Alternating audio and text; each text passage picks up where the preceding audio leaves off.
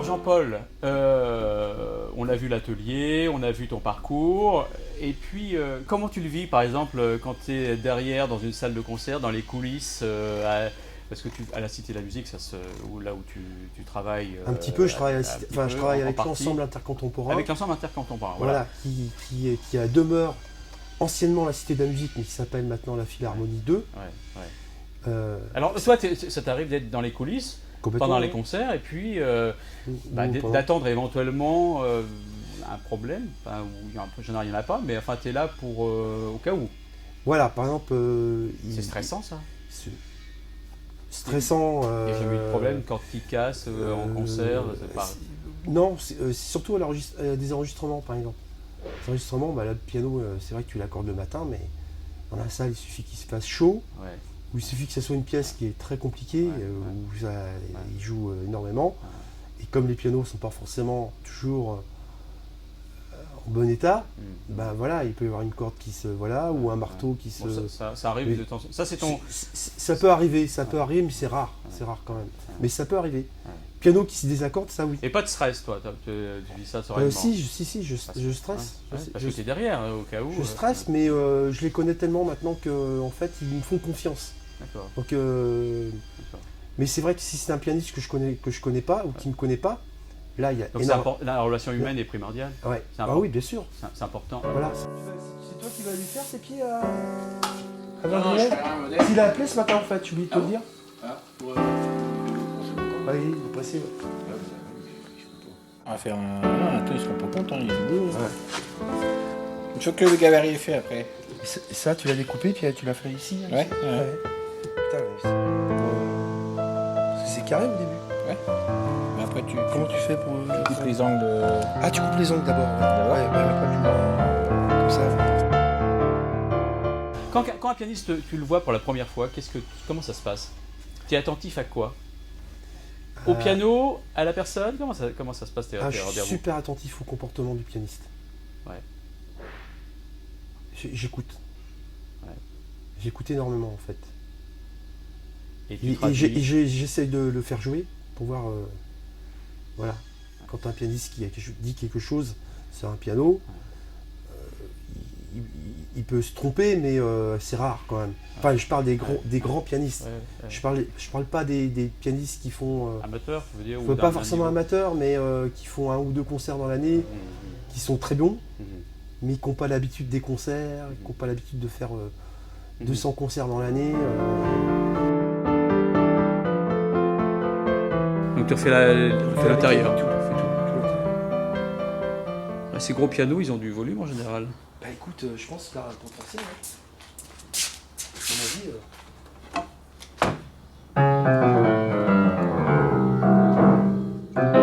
en fait, le mec, il l'a accepté, il la répare, parce que c'est le piano de sa mère.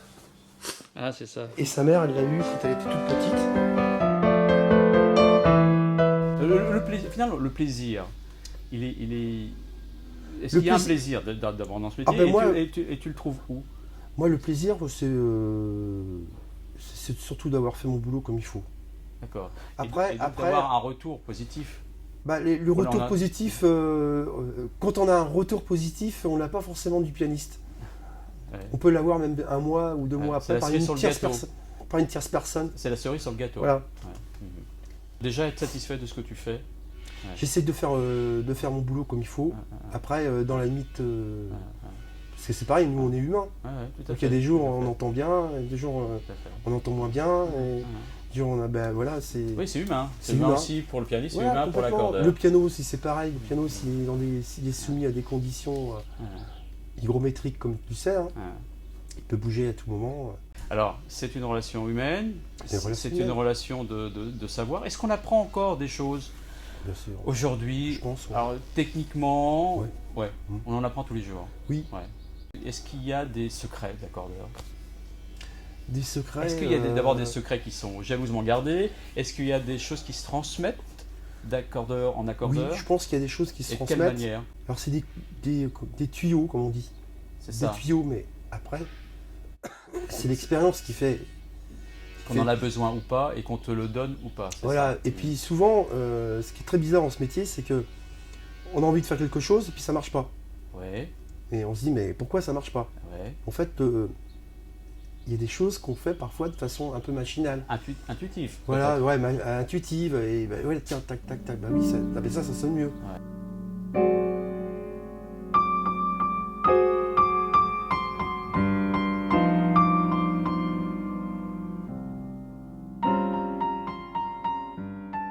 Ça, c'est un truc que j'ai appris avec Vincent, Ouais. à régler les mécaniques comme il faut. Il m'a montré, comment on appelle ça, mais c'est très technique, la ligne d'axe. Ah oui, effectivement, ouais. Donc, j'ai repositionné comme il fallait, et puis du coup, ça a changé tout le toucher. Même la projection du marteau sur les cordes.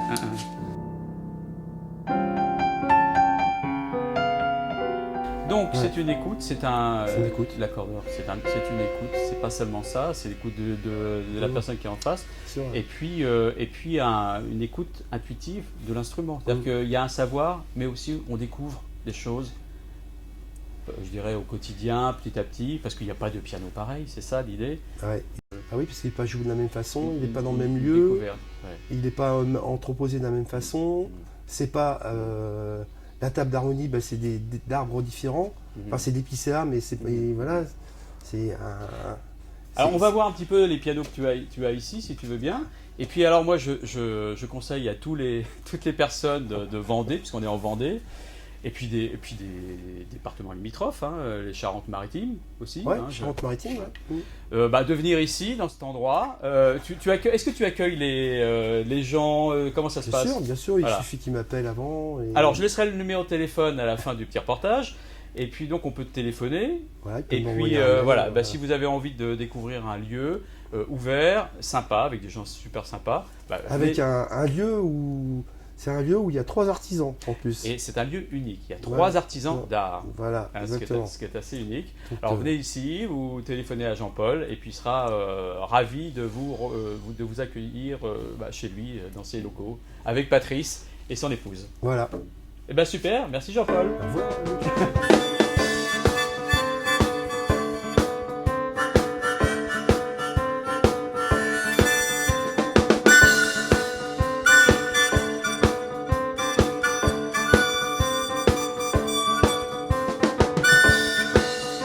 Bon, je quitte la Vendée, où j'ai passé un excellent moment en compagnie de Jean-Paul et ses amis.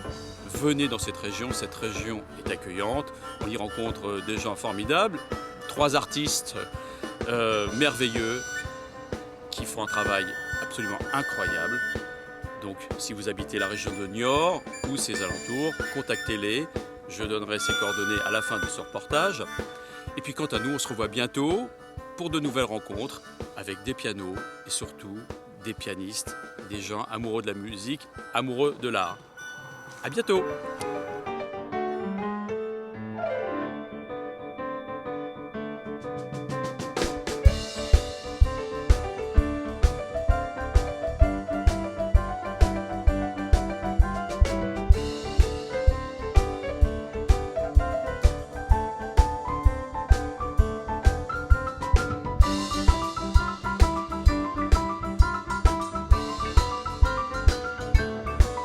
Ah mais moi je comprends bien. Non mais on est accueillant en Vendée. Hein. Ah, ça. Toujours avec modération.